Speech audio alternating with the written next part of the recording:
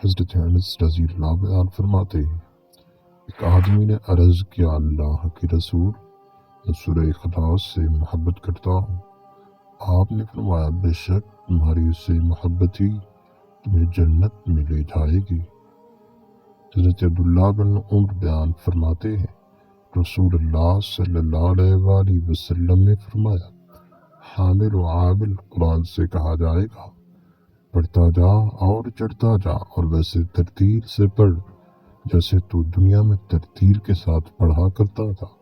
اور تو جہاں آخری آیت پڑھے گا وہیں تیری منزل ہوگی۔ حضرت ابو ہریرہ بیان فرماتے ہیں، رسول اللہ صلی اللہ علیہ وآلہ وسلم نے فرمایا، اپنے گھروں کو قبرستان نہ بناؤ، کیونکہ جس گھر میں سورہ بقرہ کی تلاوت کی جائے وہاں سے شیطان بھاگ جاتا ہے۔ حضرت ابن عمر بیان کرتے ہیں، رسول اللہ نے فرمایا، صرف دو آدمیوں پر رش کرنا جائز ہے، ایک وہ آدمی جسے اللہ نے قرآن کا علم عطا کیا ہو